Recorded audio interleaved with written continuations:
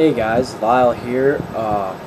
This is the start or very first video of a series of videos that are just tips for stringers or anyone who's trying to string their own heads or start off with a stringing business like myself. So this was the main topic that I really wanted to do first for a lot of guys, because this is like one of the main things I had a problem with when I first started stringing, like about a year ago, or actually a little bit longer than that. But anyways, this video is about how to get that really nice, smooth channel like that. How to get that smoothness and not like really ugly like bunch up right there on a channel. So I originally had this problem doing almost every single head I was stringing. Kids were asking for, well, my friends were asking for high pockets, and they kept staying really low, or else when I strung a high pocket, it was definitely a high pocket, but it had like this nasty bunch like right there, and it looked really ugly in the channel, and then the channel on the inside wasn't smooth like this one right here is. It was really ugly, and it made the stick look like shit.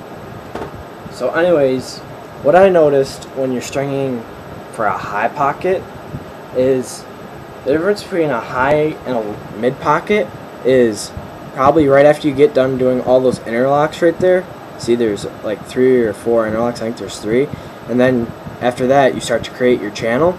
Well, on a high pocket, you usually either start with like a 2 interlock, a 3 interlock, or a 3. Very rarely, I don't think ever you will ever see a high pocket have a 1 in the first or after those knots. But if you do interlocks or knots all the way down, then you do the 3 like I've done here, it makes a really nasty bunching right there.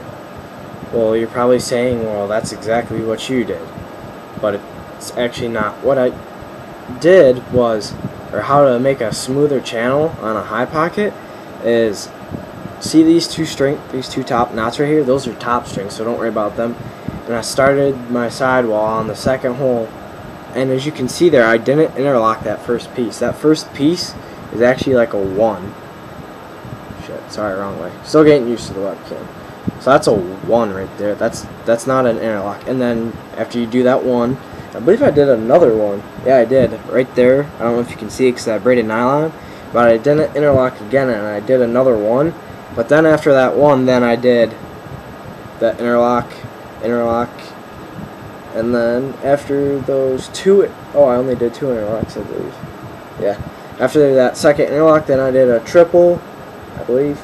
Yep, a triple, and then a 1, and then a 1 tie off. So anyways, that's kind of like an example of a good pattern to do a high pocket on an Insert Pro.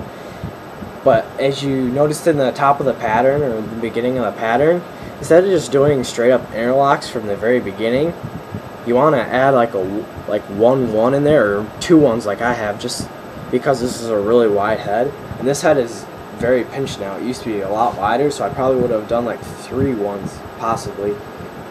College heads, sometimes I do 3 1s, other times I do 2, but it really makes it into a nice smooth channel. But yeah, I also could have made it a little higher. Could have done that second interlock right there underneath the first one. There's the first one. I could have taken this one and put it up there, but that would have been a little too high and a little too whippy for me. So I don't know. I have certain sticks that I like to whip on them, and I have a lot of whip on them. But then this stick, I don't know. It's Scandium, Carolina Scandium with an Insert Pro, just strung up with not Insert mesh, Asian mesh. I strung it up, and I had it really whippy at one point, but I didn't like it. But then I have this Maverick Bull that is semi to high whip, and I like that one. That's actually pretty whippy, most kids say, because it kind of like hooks on those straights right there. And then here's another example of high pocket. Well, this is actually more like a high mid. I don't know, it's a really crappy head. It's the Gate Icon 2.0. See, it's mid-high. Pretty sure it's mid-high. But it's like pre-used mesh, so, and it wasn't, the mesh, it kind of like bags out. But the reason it kind of bags out is because it's hard mesh, and you should just order Asian mesh instead. But anyways, it used to be in a Proton Power, and I had it strung up as a P34 pocket, so it's used to being bagged. But now it's kind of getting its shape back. It's got a nice channel and everything. But anyways, the pattern that I did on this one is, oh man, it's all black. I don't know if that's actually a good example at all, but anyways, after I did the sidewall start right there, you can see on that piece of mesh right there, I did a 1. You can kind of see going through. And then what did I do? And then after that 1, I believe I did a interlock. And after the interlock, I did a knot. Let's see if I can get the, there we go, knot. And then after the knot, I just did a 1, 2, 3, a 3, and then a 1 tie off. So yeah, I only used, including the start, I used 1, 2, 3, 4, 5, 6, 7. So 7 stringing holes, including the start and the tie off. So that's really not that many at all. It's semi-whippy. I like shooting with it. Really nice sidearm shots. It's 4 and 6 diamond U, and then a braided nylon. It's pretty far from the top. I don't know why, but that's just kind of my favorite weight. I really do sticks. They're the one with the straight doesn't have that much whip. This has a little bit of whip. Kids who don't like whip can even get away with using the Answer Pro because, I don't know, that braided nylon, it really seems like on braided nylons, it's not like if you use a heavy top nylon, the heavy top nylon really like makes the ball thwang, and I don't know, a lot of kids don't like that thwang. So the braided nylon that I do, I use cross lace. I also use cross lace for part of my top, my triangle top. I do the triangle part cross lace. I think this triangle top is actually all cross lace because I ran out of sidewall and didn't have that color or something like that. But yeah, for the braided nylons, I suggest if you don't want any thwang or twang or whatever you want to call it, use cross lace because it is thick because of how much like the design that's there, but it really, you can't really feel it hit that braided nylon unless you pull it like super hard, but you really shouldn't do that with any kind of shooting strings.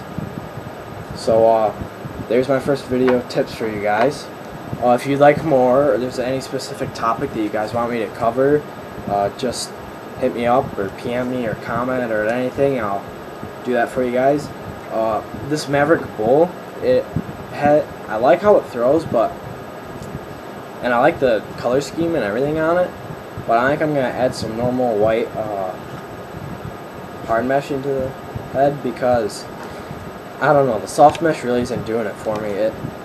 It does give a little bit more whip than normal mesh, and also, I don't know, it's just really weird. I've never used soft mesh before up until now, and I don't like it. The ball seems like it's like always doing transitional stuff. I mean, this head, the way I string it, has very good hold. It's almost impossible to really knock it out of the stick, but I think I'm going to redo it just because I don't really like soft mesh.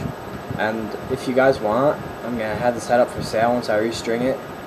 I think I can string it with a nice mid-high pocket. I think I might do a Raybolt replica, maybe. I don't know. I might. I like how Raybolt uses the whole shooter as for a bottom string. So I'll get back to you guys on that. If anyone wants it, it's going to be restrung after tonight, so I'll probably be asking like 35, 40 bucks for it if you want it. I'm guessing it'd probably be 40 bucks including shipping, so you're basically getting the head for like just over 35 because shipping costs like, I don't know, I think it costs like 3-4 bucks for the flat rate shipping things I use. So yep, if you're interested in that, tell me. I don't know, if you give me the right price, I'll sell you guys my old Vandal. It's just got a pretty typical tape job. It's got a big ball or like stop there and there, that way your handle fits in it perfectly. When I have my gloves on, it just barely, like my hand fits perfectly in there. So I don't have the biggest hand, but I don't really have the smallest hand either. And then I have another piece of tape there, that's for when I throw. And then I used to have one that I just took off, which is where my hand was when I shot. I really have a really low hand grip when I shoot. So yeah, it's got like some weird paint marks and stuff, but it's only got one dent in it, and that's right there at the very top.